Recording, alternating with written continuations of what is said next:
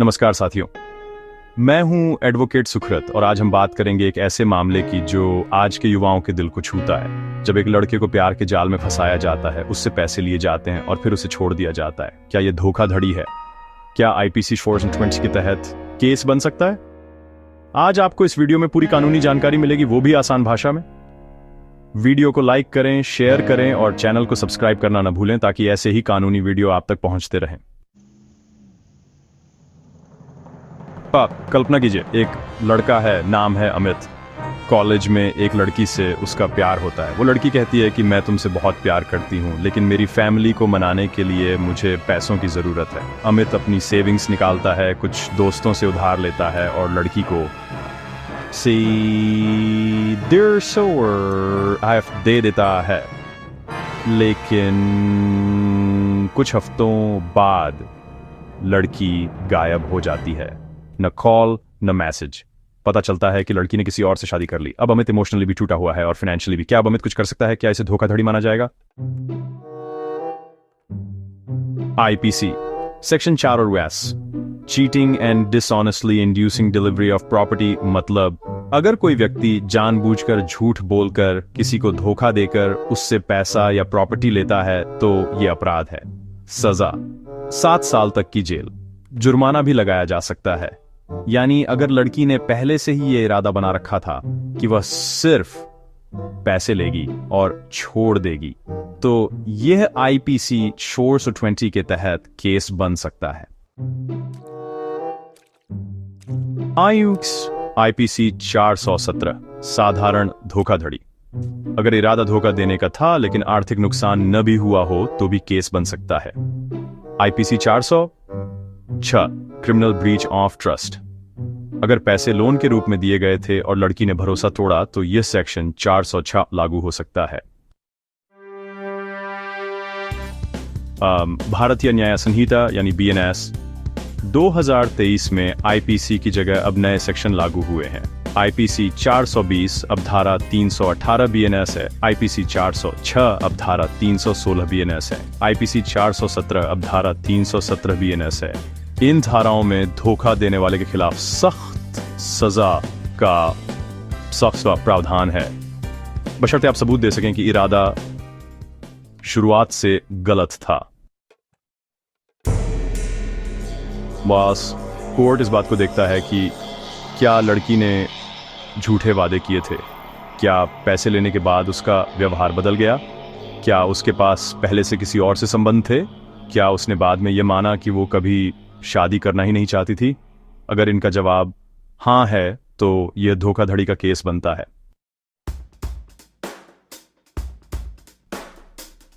भाग 6, सबूत क्या जरूरी है। नमस्कार दोस्तों, मैं आपका दोस्त, आपका एडवोकेट।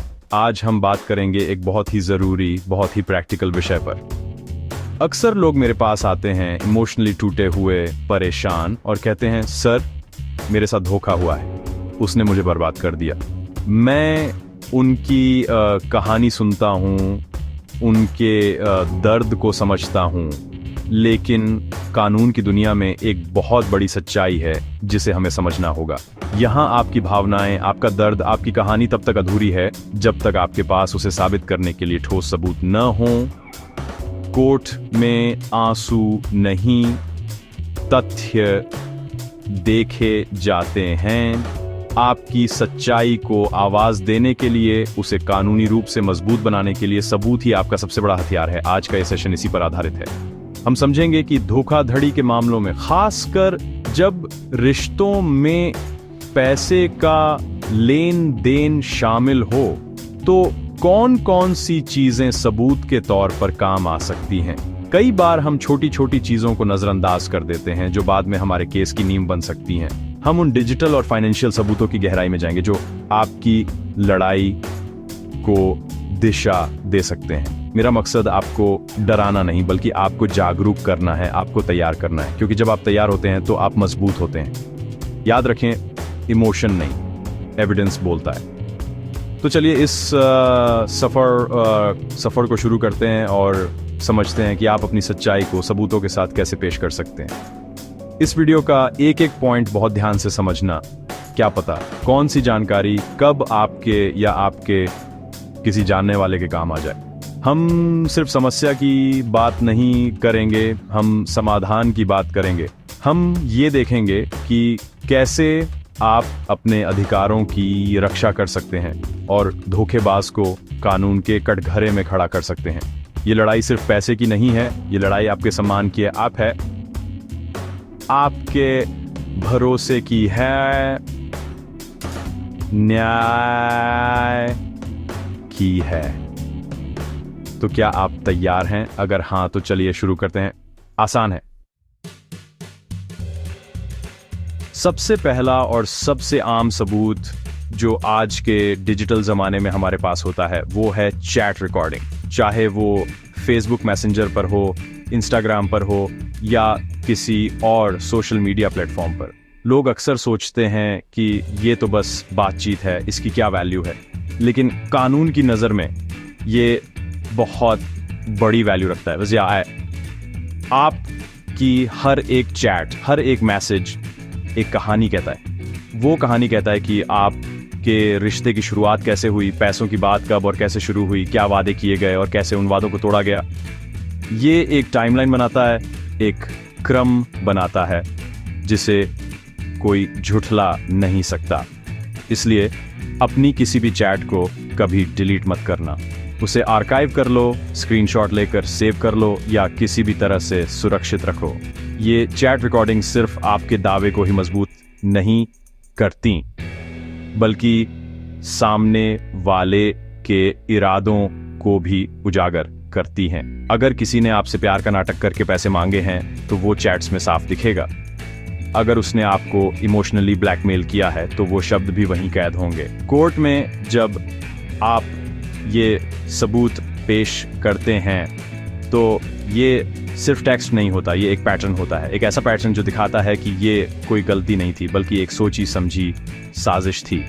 इसलिए अपनी हर डिजिटल बातचीत को एक संभावित सबूत की तरह देखें, उसे संभाल कर रखें, क्योंकि जब वक्त आएगा तो यही डिजिटल निशान आपको न्याय दिलाने में सबसे बड़ा रोल अदा करेंगे। आसान है। चैट रिकॉर्डिंग की तरह ही व्हाट्सएप मैसेजेस और सामान्य एसएमएस भी उतने ही महत्वपूर्ण हैं। व्हाट्सएप आज हमारी जिंदगी का एक अभिन्न हिस्सा बन चुका है। हम दिन भर में न जाने कितने मैसेज भेजते और रिसीव करते हैं।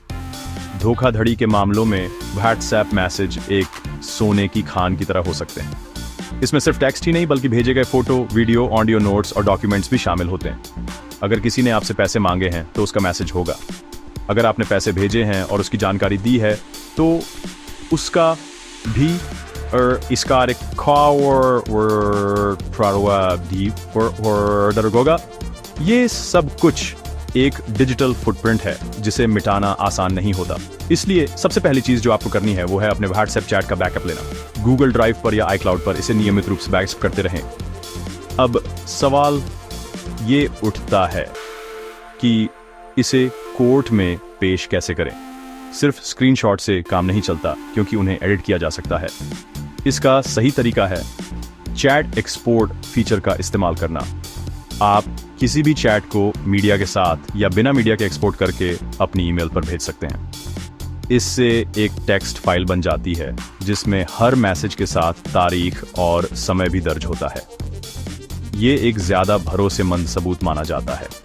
इसके अलावा ज़रूरत पड़ने पर सर्टिफाइड फोरेंसिक एक्सपर्ट की मदद से आपके फ़ोन से डिलीट हुए मैसेजेस को भी रिकवर किया जा सकता है। तो याद रखिए, हर एक हाय से लेकर हर एक बाय तक, हर एक वादा और हर एक बहाना, सब कुछ रिकॉर्ड हो रहा है। बस आपको उसे सही तरीके से सहेजना और पेश करना आना चाहिए।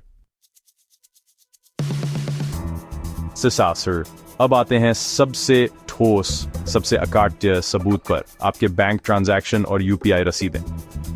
जब मामला पैसों की धोखाधड़ी का हो तो इससे बड़ा कोई सबूत नहीं हो सकता। आपने कब, किसको, कितने पैसे भेजे, ये सब कुछ आपके बैंक स्टेटमेंट में साफ साफ लिखा होता है। चाहे आपने नेफ्ट किया हो, आरटीजीएस किया हो, आईएमपीएस किया हो या फिर गूगल पे, फोन पे, पेटीएम जैसे किसी यूपीआई ऐप का इस्तेमाल किया हो, हर ट्रांजैक्शन का एक यूनिक रेफरेंस नंबर यानी यूटीआर नंबर होता है। ये नंबर इस बात का पक्का सबूत है कि पैसा आपके अकाउंट से निकलकर सामने वाले के अकाउंट में गया है से कोई भी झुठला नहीं सकता। इसलिए अपनी बैंक पासबुक को हमेशा अपडेट रखें और अपने सभी डिजिटल ट्रांजैक्शन की रसीदों को सेव करके रखें। कई बार लोग गलती क्या करते हैं, वो कैश दे देते हैं। कैश का कोई रिकॉर्ड नहीं होता। अगर आपने किसी को हाथ में नकद पैसा दिया है तो उसे साबित करना लगभग नामुमकिन हो जाता है जब तक कि आपके पास कोई गवाह या कोई लिखित एग्रीमेंट ना हो। इसलिए मेरी सलाह हमेशा ये रहती है कि जब भी आप किसी को बड़ी रकम दें, हमेशा बैंकिंग चैनल्स का इस्तेमाल करें और ट्रांजैक्शन के रिमार्क्स या मैसेज सेक्शन में ये ज़रूर लिखें कि आप ये पैसा क्यों दे रहे हैं। जैसे लोन फॉर पर्सनल नीड या फ्रेंडली लोन। ये छोटा सा कदम आपके केस को बहुत मजबूती दे सकता है। याद रखिए, पैसा कहाँ से आया और कहाँ गया, ये रास्ता अगर साफ है तो न्याय का रास्ता भी साफ हो जाता है। कई बार बातें चैट या मैसेज पर नहीं होती, वो फोन कॉल्स पर या आमने सामने होती हैं। ऐसे में ऑडियो या वीडियो रिकॉर्डिंग एक बहुत शक्तिशाली सबूत बन सकती है। अगर कोई फोन पर आपसे पैसे मांग रहा है, आपको इमोशनल कहानी सुना रहा है या कोई वादा कर रहा है, तो उस कॉल को रिकॉर्ड करना आपके लिए फायदेमंद हो सकता है। आजकल ज्यादातर स्मार्टफोन्स में कॉल रिकॉर्डिंग का फीचर होता है। अगर नहीं है तो कई थर्ड पार्टी ऐप्स भी उपलब्ध हैं। बस ये ध्यान रखें कि कॉल रिकॉर्डिंग से जुड़े कानून हर जगह थोड़े अलग हो सकते हैं, लेकिन अगर आप अपनी सुरक्षा के लिए और धोखाधड़ी को साबित करने के लिए ऐसा कर रहे हैं तो कोर्ट इसे सबूत के तौर पर जरूर कंसीडर करती है। एक रिकॉर्ड की हुई बातचीत 100 झूठ पर भारी पड़ सकती है। इसी तरह अगर आमने सामने की कोई बातचीत है जहां कोई वादा किया जा रहा है या कोई धमकी दी जा रही है, तो आप अपने फोन के वॉइस रिकॉर्डर का इस्तेमाल कर सकते हैं। वीडियो रिकॉर्डिंग और भी ज्यादा प्रभावी होती है क्योंकि उसमें व्यक्ति की बॉडी लैंग्वेज, उसके एक्सप्रेशन, सब कुछ कैद हो जाता है।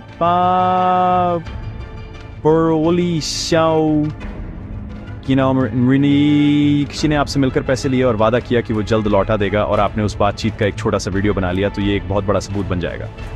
बस आपको ये ध्यान रखना है कि ये रिकॉर्डिंग गुप्त रूप से की गई हो और इसका मकसद किसी को ब्लैकमेल करना नहीं, बल्कि अपने साथ हुए धोखे को साबित करना हो। आपकी आवाज, उसकी आवाज जब जज के सामने गूंजेगी तो सच्चाई खुद ब खुद सामने आ जाएगी।